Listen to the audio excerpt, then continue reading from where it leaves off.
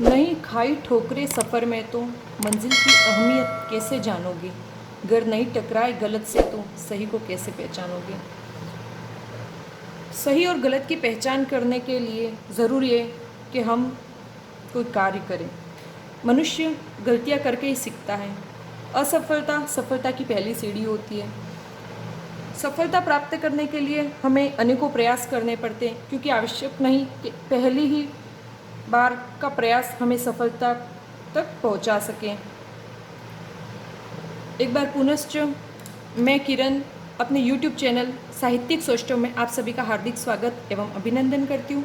अभी तक हमने जातिवाचक संज्ञा, व्यक्तिवाचक संज्ञा, संज्ञा सारणी इत्यादि पढ़ लिया। आज हम समूहवाचक संज्ञा पढ़ने जा रहे हैं। समूहवाचक संज्ञा का मैं जातिवाचक संज्ञा के साथ अंतर करते हुए आपको समझाऊंगी। तो जल्दी से शुरू करते हैं समूहवाचक संज्ञा।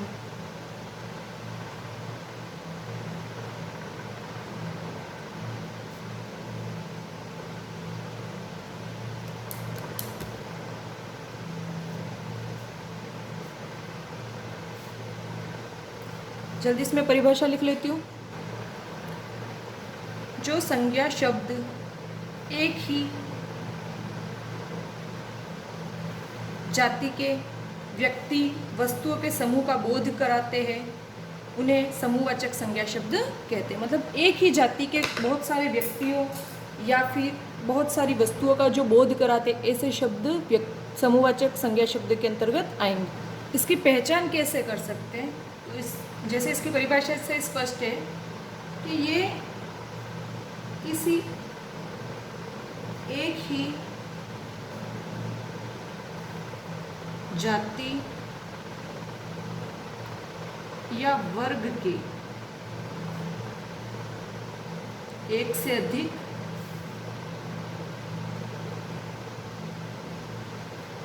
व्यक्तियों या वस्तुओं का बोध कराते हो।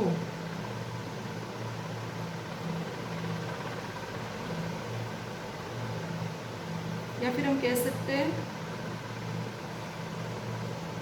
बहुवचन।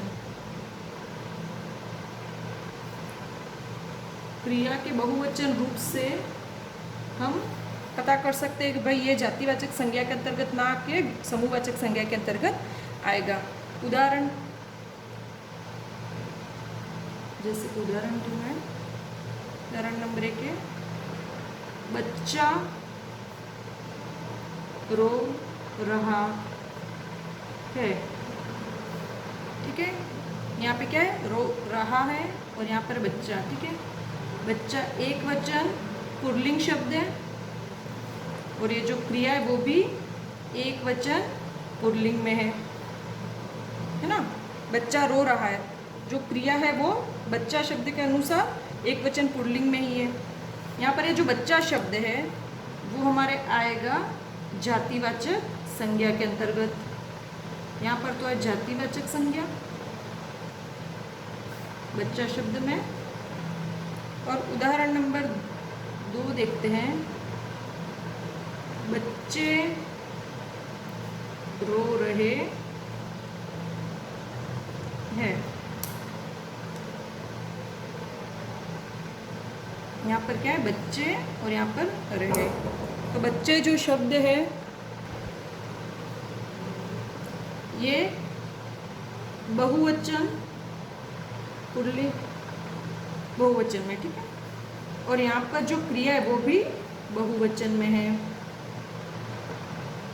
तो क्रिया से पता चल रहा है रहे, अर्थात बहुत सारे बच्चे हैं। तो यहाँ पर पूरे समूह है बच्चों का, इसलिए समूहवाचक संज्ञा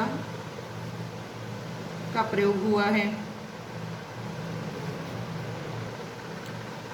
ऐसे प्राणीवाचक शब्द जो समूहवाचक संज्ञा के अंतर्गत आते हैं वो है भीड़, सभा, टोली, झुंड, गिरोह, दल, संघ, मंडल, आयोग, पुलिस, समिति, समुदाय, सेना, वर्ग, और परिवार।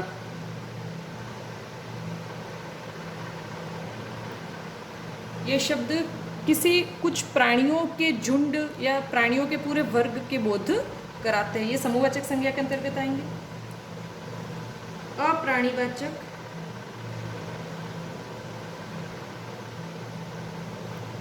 शब्द जिनको पढ़ के हमें ज्ञात होता है कि ये समूहवाचक संज्ञा के अंतर्गत आएंगे, वो है हमारे उद्यान, गट्ठर, गड्डी और ढेर, गुच्छा और भी अनेकों अन्य शब्द इसके अंतर्गत आएंगे जो कि एक पूरे समूह का बोध हमें कराते हैं। अब उदाहरण देख लेते हैं, उदाहरणों से आपको और भी ज़्यादा स्पष्ट हो जाएगा। पहला उदाहरण मैंने लिखा है, उद्यान में गुलाब के फूल खिल रहे हैं। तो ये जो उद्यान शब्द है, बगीचा, उद्यान, अब बगीचे में बहुत सारे, बगीचा का मतलब क्या होता है, जहाँ पर बहुत सारी अलग अलग फूल खिल रहे होते हैं, जैसे गुलाब, चमेली, गेंदा और भी अनेकों जातियों के जो फूल होते हैं वो यहाँ पर खिल रहे होते हैं। एक यहाँ पर आया है गुलाब शब्द और एक आया है फूल शब्द। गुलाब एक फूल विशेष है जिसके खातिर यह आएगा हमारे व्यक्तिवाचक संज्ञा के अंतर्गत, तथा फूल पूरी जाति का सूचक है, इसलिए यह हो गया हमारे जातिवाचक संज्ञा शब्द। तथा उद्यान में बहुत सारी फूल होते हैं। गुलाब व्यक्तिवाचक, गुलाब एक फूल है जो कि एक जाति है, जातिवाचक संज्ञा, तथा बहुत सारे फूल एक उद्यान में होते हैं, इसलिए उद्यान हमारे हो गया समूहवाचक या समुदायवाचक। समूहवाचक को ही समुदायवाचक भी कहा जा सकता है, समूह, या फिर हम लिख देते समुदायवाचक संज्ञा। अब आपको स्पष्ट हो गया होगा, गुलाब एक फूल, फूल एक जाति, और एक जाति के अनेकों फूल जहाँ पर रहते वो उद्यान एक समूहवाचक संज्ञा शब्द है। अब एक और उदाहरण देखते हैं हम।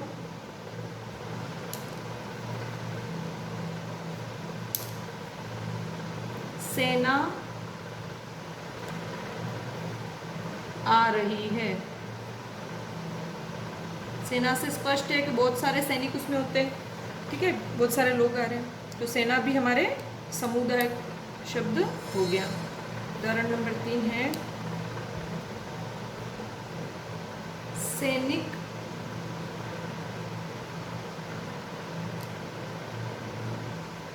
आ रहे हैं, ठीक है, सैनिक आ रहे हैं। एक और उदाहरण पहले मैं नीचे लिखूंगी, फिर इस चीज को हम देखेंगे।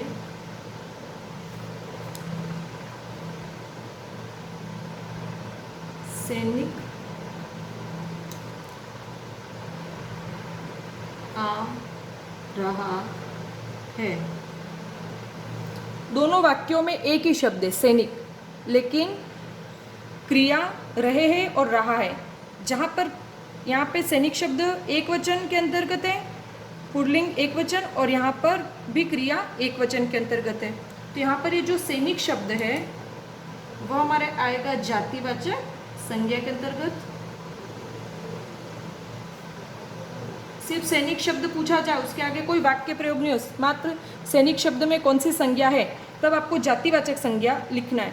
लेकिन यदि वाक्य प्रयोग के साथ एक सैनिक आ रहे हैं, यहाँ पर हम देख रहे हैं मतलब एक से अधिक सैनिक है, तो यहाँ पर सैनिकों का समूह है, तो यहाँ पर क्रिया बहुवचन में होने के खातिर जो सैनिक शब्द है वो भी बहुवचन है, और यहाँ पर समूहवाचक संज्ञा होगी। ये हमारे हो गई समूहवाचक संज्ञा, क्योंकि क्रिया हमारी बहुवचन में है। बहुवचन एक समूह का बोध कराता है, एक से अधिक व्यक्ति है, इसलिए यहाँ पर इस वाक्य में हमारे समूहवाचक संज्ञा हुई। अगला उदाहरण हम देखते हैं,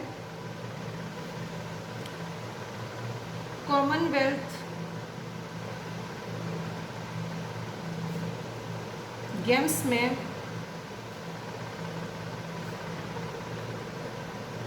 अनेक देशों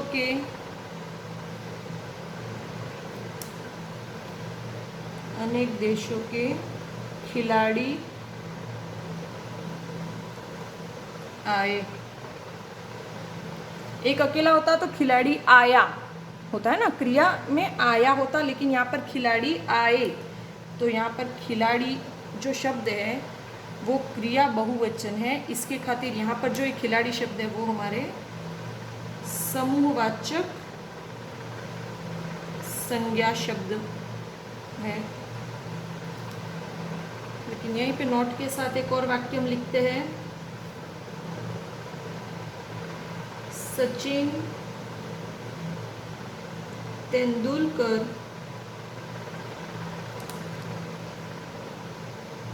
एक सर्वश्रेष्ठ खिलाड़ी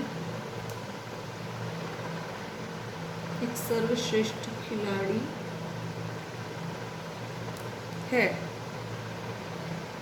सचिन तेंदुलकर एक सर्वश्रेष्ठ खिलाड़ी है। यहाँ पर सचिन तेंदुलकर ये एक व्यक्ति विशेष है, इसलिए यहाँ पर व्यक्तिवाचक संज्ञा, और यहाँ इस वाक्य में भी खिलाड़ी शब्द का प्रयोग हुआ है, लेकिन यह एक व्यक्ति विशेष सचिन के लिए आया है, एक अकेला खिलाड़ी है, इसलिए यहाँ पर ये इसकी संपूर्ण जाति का बोध कराने के खातिर जातिवाचक संज्ञा के अंतर्गत आएगा। जहाँ पर जातिवाचक संज्ञा एक समूह या समुदाय का बोध कराते हैं वहाँ पर समूहवाचक संज्ञा होगी वो, लेकिन सिर्फ एक अकेले व्यक्ति के लिए जब वो बोधक होता है तब तक वो जातिवाचक संज्ञा के अंतर्गत ही आएगा। चाहे खिलाड़ी शब्द हो चाहे सैनिक शब्द हो, जब तक वो एक अकेले व्यक्ति के लिए तब तक वो जातिवाचक संज्ञा, तथा एक से अधिक व्यक्तियों के लिए जब उसका प्रयोग किया जाता है तब वो समूहवाचक संज्ञा के अंतर्गत आएगा। और उदाहरण देखते हैं अपन इसके। गली में कूड़े का ढेर पड़ा है। गली जो शब्द है वह हमारे जातिवाचक संज्ञा के अंतर्गत आएगा।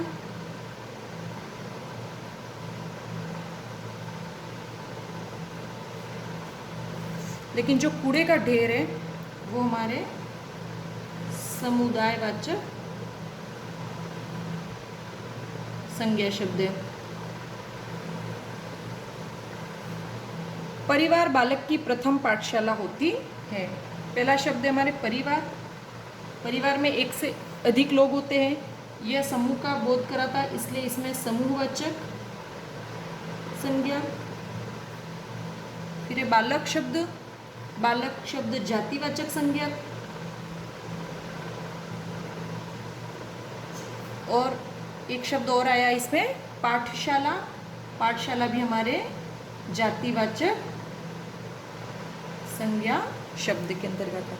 समिति का गठन किया गया। समिति शब्द में अनेकों लोग होते हैं, इसलिए यहाँ पर भी समूहवाचक।